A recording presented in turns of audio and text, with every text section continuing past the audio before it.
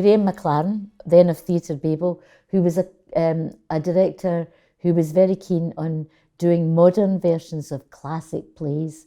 He had a project on which was called The Greeks, and he was doing 3 great Greek plays.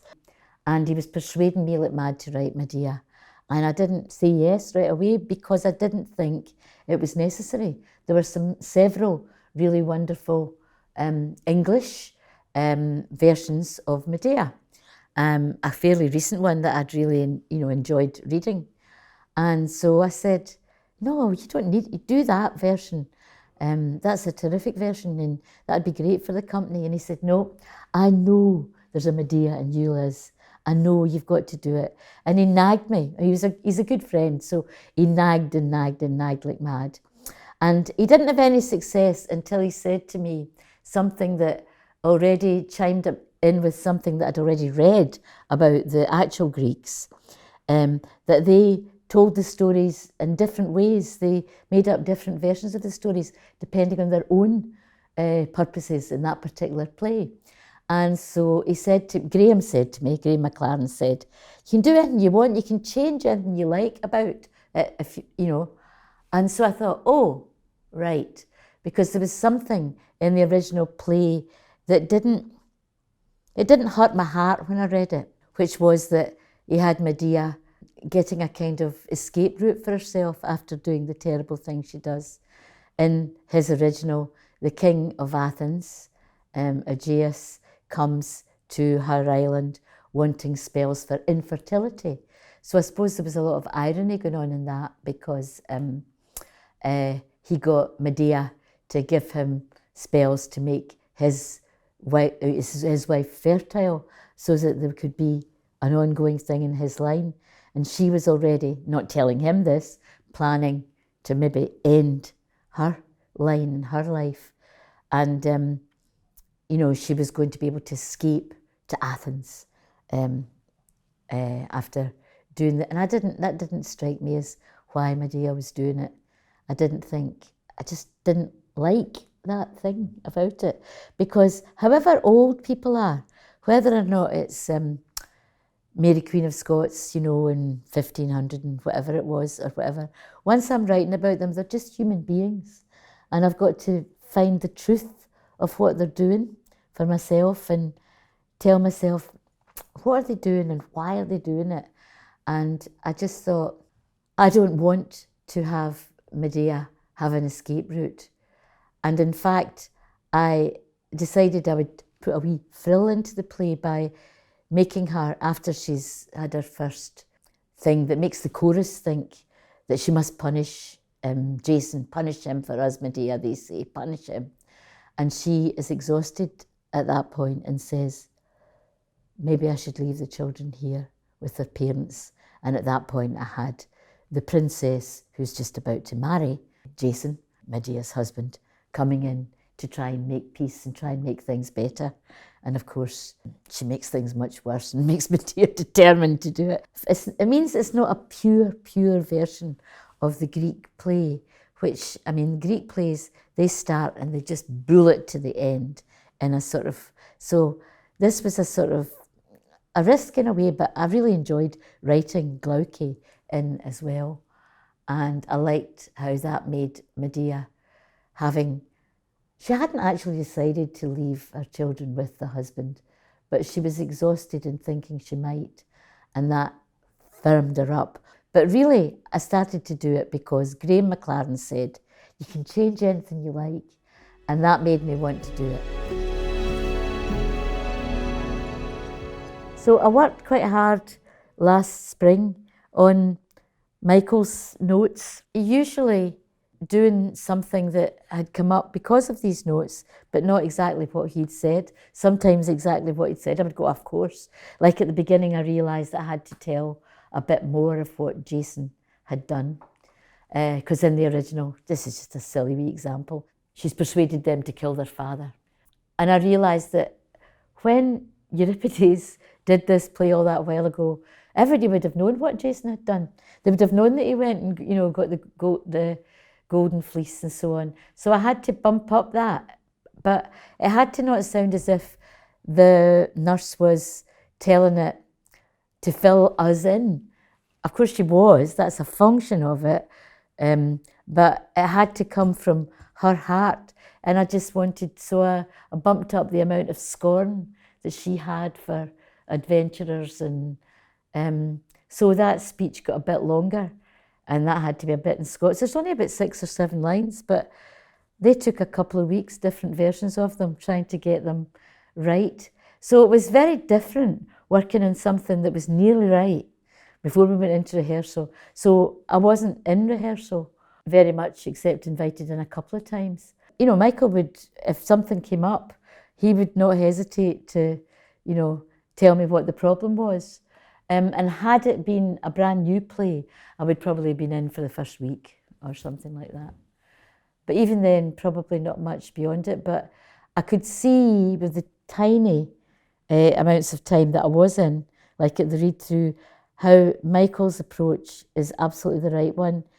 He takes these words and digs deep, makes the actors dig deeply into why do they say that at that moment? What's moving them to do it?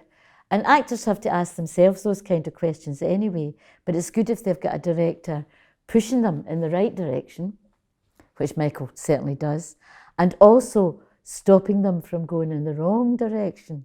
That's another key thing. All good stories are relevant all the time.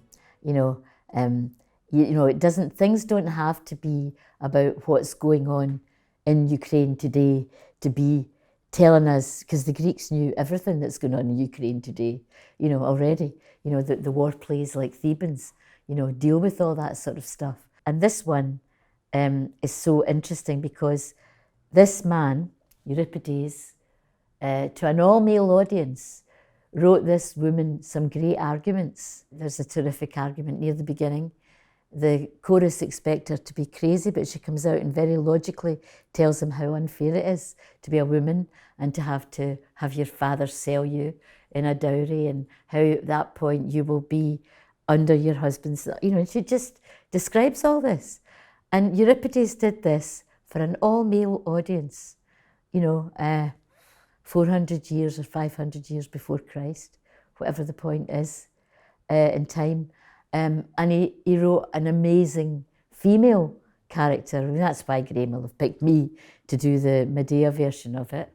So I wouldn't say it's in any way a feminist version, because the original play is a feminist version of Medea. And I faithfully followed that, really. And we don't know exactly how the Greeks performed the chorus. We know there was a kind of gang of people doing it, and they partly sang and they partly danced, and they kind of represent the audience in some ways, but they also are individuals who don't know how the story's going to end and who are arguing for it to go their way, and for, you know, this terrible thing that they hear that Medea is going to do. Everybody wants this not to happen.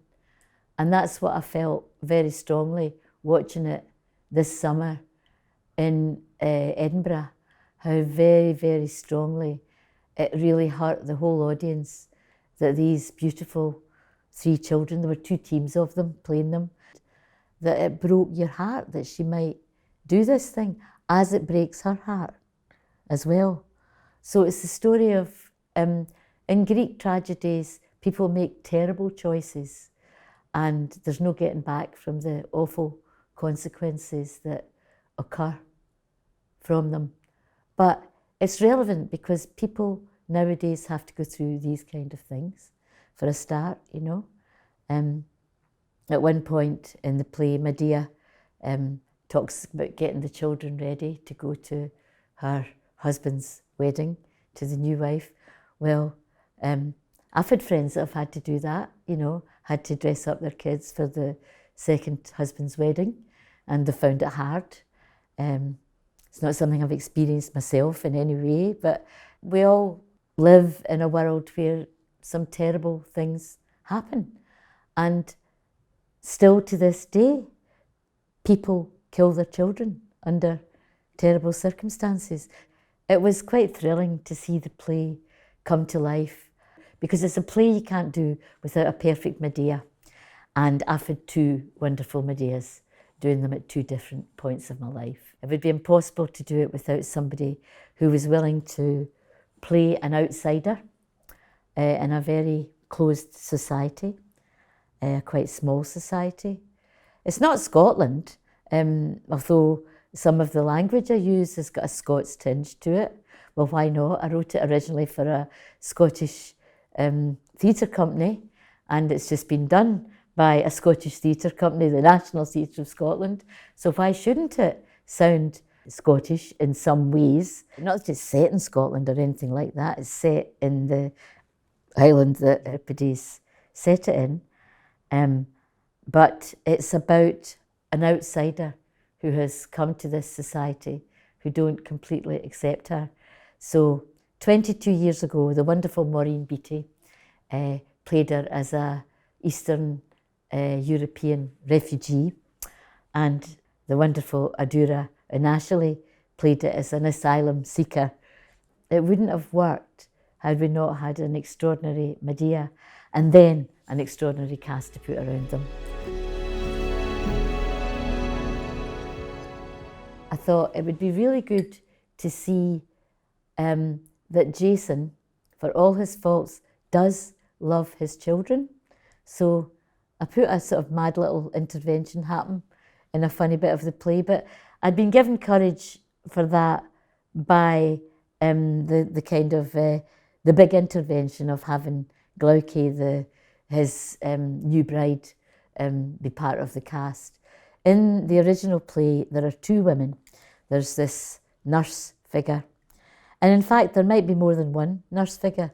I think in the original, these people that are servants, they've got a function, and they've still got a function in my version. You know, the nurse has this job of bringing you up to date with what's been happening. Where are we now in this story and what's about to happen? And we see a human being who's terrified. She loves these children. She's really sorry for her mistress, and she feels, quite rightly, because she's old and experienced, that disaster is about to overtake the whole house. And that'll probably, you know, it can kill them all, if anything. So she's terrified for herself, you know, whereas when I read the original versions, or many of the versions of Medea, these servants would be just kind of supernumeraries, just fulfilling the function. I wanted them to fulfill the function of telling the story so far, but also to be people that were going through it. And so it became for me, this time, very much about the powerful and the powerless. So the nurse at the beginning who is terrified, she was absolutely brilliant.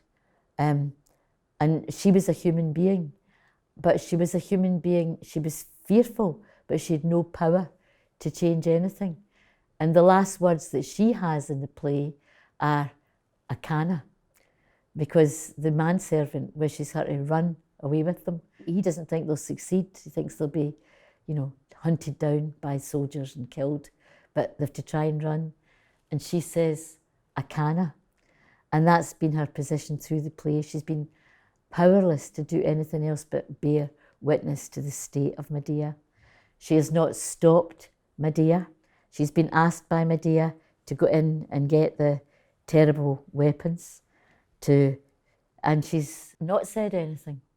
So plays are about writing things, you know, writing big speeches for people to do. And speeches aren't about speaking, they're about action.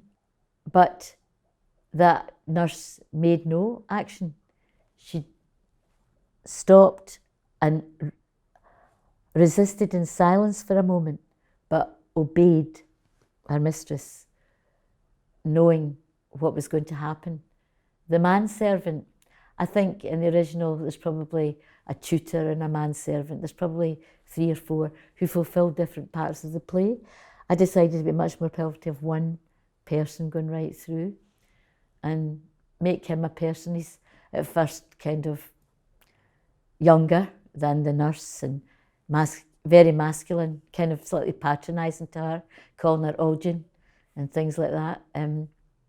But in the end, he has to bear witness to the terrible thing and tell himself in front of us the story of what he saw, and then try to flee. These are people without power. Medea has got no power to change her husband's mind and make him love her again and not marry. But she has power. She's a terrible power. She has a power that's terrifying even to her. And it does terrify her. But she does it, as some people still do, do this thing. It's completely unnatural, but it sometimes happens. So it was a thrilling play to get asked to do. But once I was doing it, I was just writing human beings, working on, why is this person saying this just now? Nobody should ever, there's loads of words in this, but there shouldn't be any extra that people don't have to say. That's how the Greek plays work. The really terrible, violent incidents happen behind closed doors or somewhere else and are reported, and all the more powerful for that, probably. I think so.